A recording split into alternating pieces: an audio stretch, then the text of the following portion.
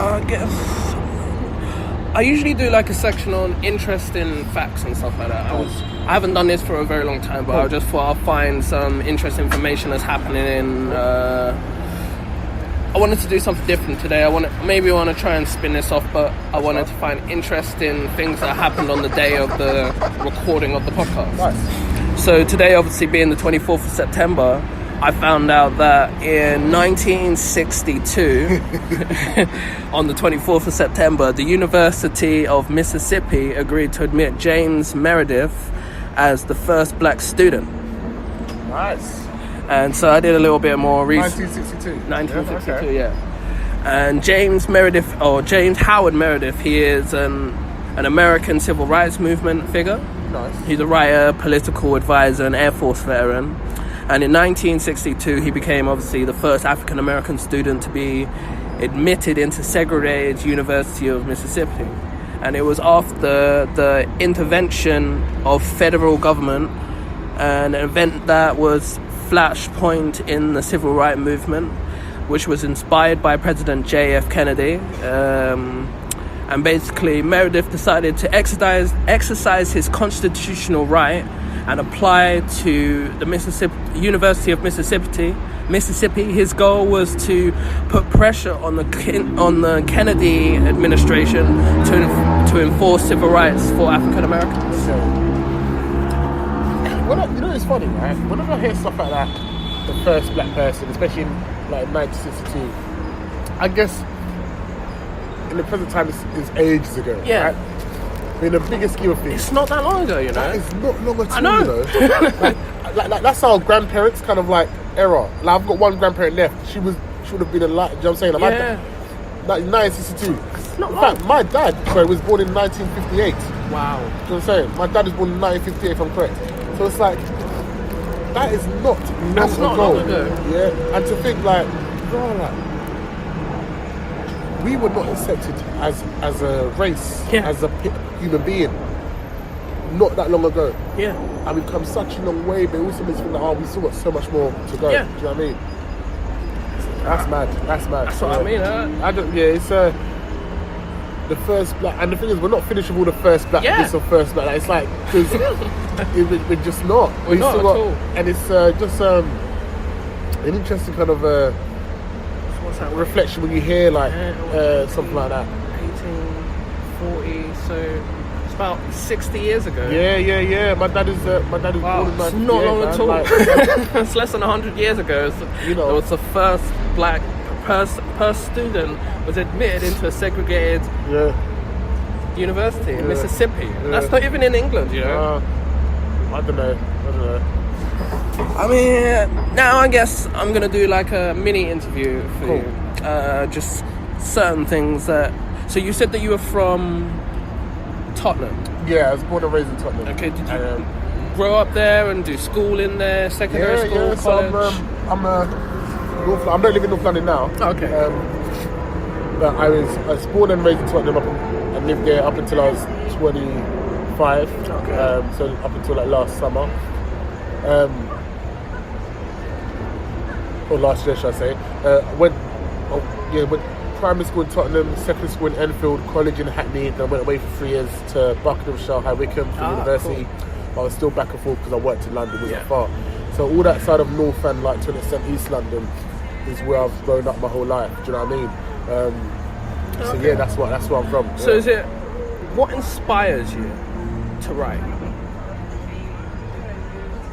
What inspires me to write? Or who or what inspires Well, you? who, I answered this question recently, and I remember when I say who, I think a number of people inspire me. Two of my biggest inspirations have probably been my mum and my wife, just for different reasons, and support my creative process throughout their time.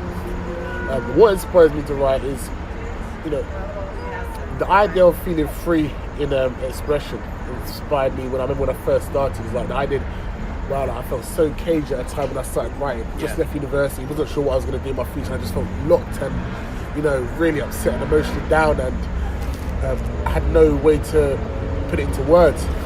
And poetry came from that. My first piece was called System Sanity, and it's about the idea of like, I wouldn't call it depression, but it was the closest thing I've ever faced to like feeling that down and low as a person, and feeling confused as a person.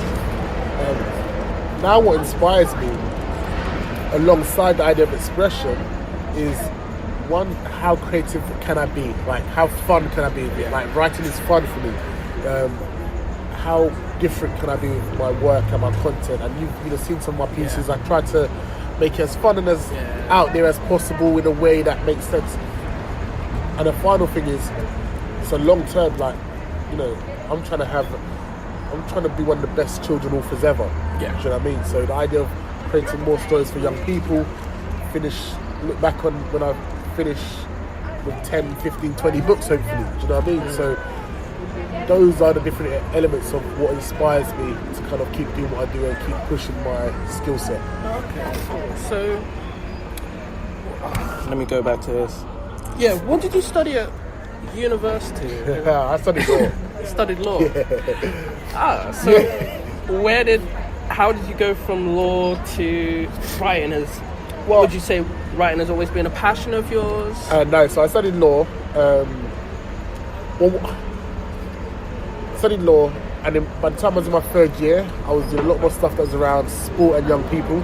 So I was, like involved in the Taekwondo Society University. So I was doing a lot more, and I was the president of my team down there. So I was doing a lot more events and competitions, and I was also working part of the youth charity that worked to disabled children. So at this point, I realised my passions lied elsewhere. Okay. Once I came out, I got a job in retail. And it kind of, I very quickly realised that I can't just do this. It's got to be something I care about. So that led me to, this was around the time when I said I was feeling a bit low, led me to write my thoughts down as well as work with young people at the same time. Yeah. So they came hand in hand.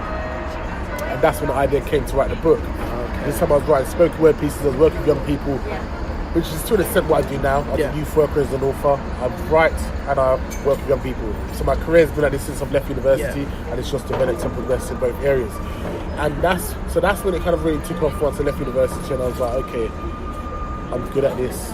I'm passionate about this. It's part of who I am. It's just taking a bit of time to unlock it, So is law something that you'll ever think you'll go back to, or maybe in a different, maybe a creative way or something? I think this is the thing. I think it's a great degree to have, and what I mean by that is to know the law. Pardon? To know the law. To know the law, but I also think because where I work with young people, at one point I want to go and work with young offenders. Yeah. So from a legal point of view, it's always good to have that side of it. Yeah. And then from a brand and a business point of view, from the author side, one day I'd love to kind of continue to create my own content, and whatever. And it's also good from a business point of view to understand, intellectual property and that side of it as well. So it's always good to have that background knowledge. Whether I go into law directly, probably not. I don't think I can just, I've got other ambitions and other passions that drive me a bit more than at one point I thought I was going to go into it or go back into it, but it's not. There's other things I care about a bit more than that. And you say like children's books you want to be the best. Is it just like short story books that you want to write, or like actually fiction stories? Yeah, so I'm working on quite a few projects. Like the next probably, it depends what order I kind of try to put them out. The next couple projects are more or less finished that I'd had in plan already. Which are once again similar to Dog at My Home, just rather than it being 5 pieces, it's like 10 pieces. Okay. All poetry based. But the one I'm working on now is just a fiction story. That's not poetry, just a general fiction story book, which is a unique idea that I'm working on, and that I'm just at the moment putting ideas down. So that's not one that would come out for another couple of years, but I'm just starting to put ideas down for that. Would you think of doing like plays and I don't know, TV shows? I was going to say, I would love it one movies. day. I would love all that stuff to kind of come. I think I always say, right, it wasn't necessarily about poetry. Yeah. It was about expression. Yeah. I would say God gave me the gift to express myself at times through poetry. Yeah. However, as an artist, as a creative, you want to continue to push your talents in different ways. Yeah. So I said the book that I've just started putting ideas down for isn't a poetry book. I mean, the next couple might be poetry based, but the one I'm working on isn't poetry based. It's just a book, a fictional children's book. In future, I may want to create something that's, as I said, plays and and other TV and write for other things. So trying to push myself in different ways is what I want to do. However, working for young people or writing for young people and children in particular is the primary goal, because it's deeper than just, it's connected to my purpose. Which is about getting, we spoke about knife cut at the beginning, and I think if we create more and more options and opportunities for young people to express themselves and get involved in reading and writing and other creative aspects, then they hopefully will give them something else to focus on rather than gang culture and knife culture and negative things. So because it's connected to the purpose of what I see as the bigger picture and the bigger vision, that's always going to be at the heart of what I do, writing books and writing stories and go from there. And do you ever get writer's block?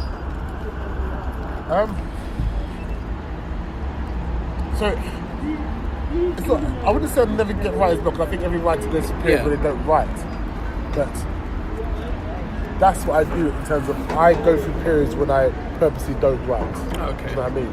So it's almost like preempting it. If I know I've spent one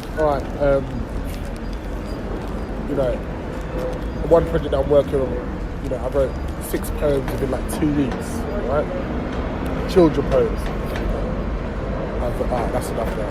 Do you know what I mean? Like, give it a break. Go out, do open mics, go perform, whatever. Exactly. Give that a rest. You don't need to kind of otherwise you're pushing something and you haven't got any juice left in the tank. So if I know I've kind of, and some days it all comes out, do you know what I mean? But I kind of try to, I don't write every single day. I might maybe jot things down quite often. That's 100%, But I don't sit down and be like, I'm going to write this piece, because I think sometimes that can be quite, when it comes to the children's stuff as well, especially when it came to the poetry, I'm working on 2 children's poetry projects. It's about 10 stories in one, I think 8 in another. That's 18 pieces.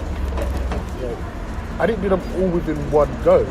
I might do 3 now, but alright, cool, leave that for a month, come back again. Do you know what I mean? And all while I'm doing it, I'm pushing the dog, get my homework. So there's no rush for me to do that. I'm not, I'm moving to my own deadline type.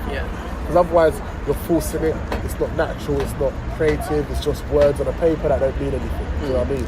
So I try to preempt that and put things in place where I'm not pushing myself or straining myself.